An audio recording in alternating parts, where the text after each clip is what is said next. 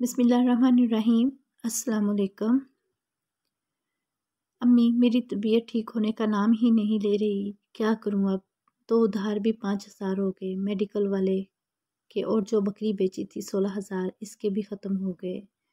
सारे पैसे खर्च होकर भी मेरा मर्ज़ ठीक नहीं हो रहा। ऊपर से ये इतनी लंबी लिस्ट टेस्ट की लिख दी डॉक्टर ने, पता नहीं ये कितने के होंगे। बीमार माँ के सिरहाने लेटकर वो अपने आंसू हलक में उतारते हुए बातें कर रही थी। माँ ने अपने आंसू साफ किए और तसल्ली दी बेटी को कि ठीक हो जाओगी। वो यकदम चारपाई से उठी और ज़ोर ज़ोर से खांसने लगी। खांसते खांसते इसका सांस बंद हो गया और वो तड़पने लगी। माँ नहीं देख सकती थी इसको इस हाल में। वो इसकी पीठ से हिलाकर इसका सफ़ेद होता रंग देखकर कमरे से बाहर चली गई।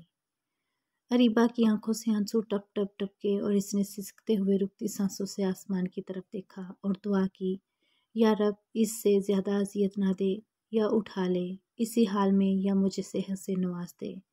नहीं सह सकती मैं ये सब, ना माँ को देख सकती हूँ, ना घर के हालात, ना माँ मुझे बिस्तर पे पड़ा हुआ देख सकती है। या रब, इससे ज़्यादा ना तड़पा, अब बस कर दे या रब्बी। हिचकियों के दौरान अपनी रुकती चलती सांसों से अपने रब से गिले शिकवे करती वो सो गई। लेकिन माँ बार बार आती, इसका चेहरा देखती और रो पड़ती।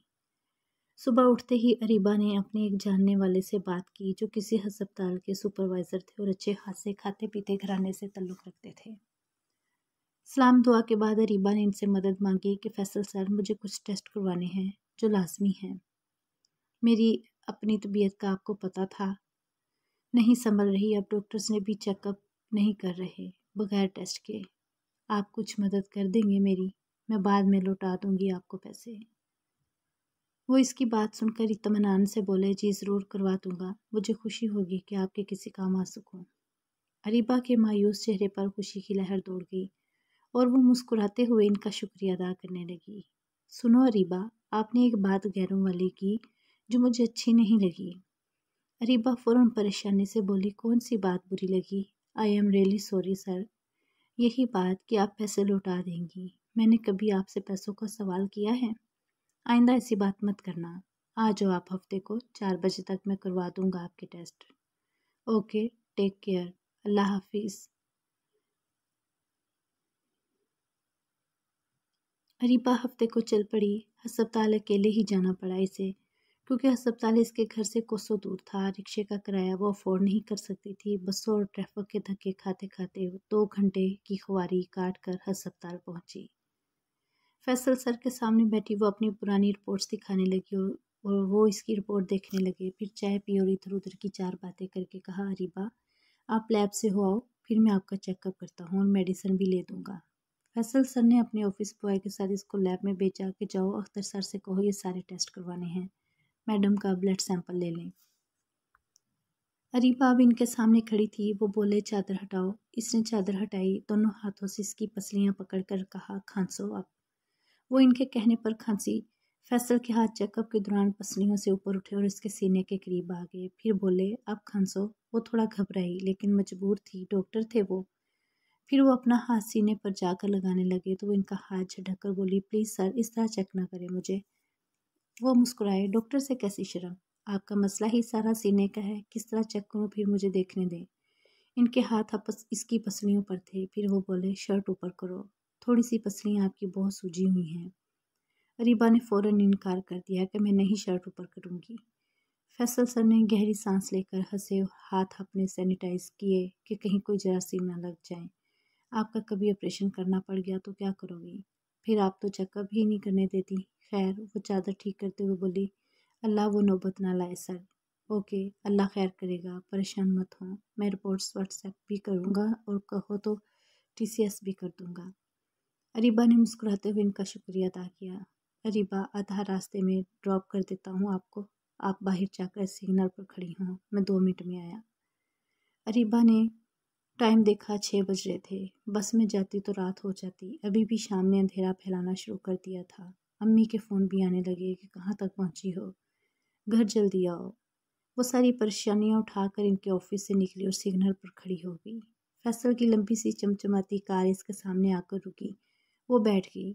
खामोशी से कुछ सफ़र कटा और कुछ घरेलू बातें करती रही वो इनसे। टावर के सिग्नल पर रीबा उतरी और इनको लाफिस कहा। स्टॉप पर खड़े खड़े इसकी तबीयत भी बिगड़ी। खांसते खांसते इसका सांस बंद होने लगा। पास खड़ी 2 लेडीज ने इसे संभाला। कुछ देर बाद इसकी सांस बहाल हुई और इसने फिर गाड़ियां देखना शुरू कर दी। रात इशा की अजान के करीब वो घर पहुंची और जाते साथ वो कपड़े उतार फेंके जिस पर फैसल के हाथ लगे थे। फिर खूब नहाए पानी बहाती गई, खुद पर रोती रही कि किस तरह इसके हाथों की गलाजत वो उतारे। रात को वो जागती रही और खुद को कोसती रही कि मैं इनको चेकअप की इजाज़त दी ही क्यों। रीबा का बस नहीं चल रहा था, वो खुद को नोच खाती।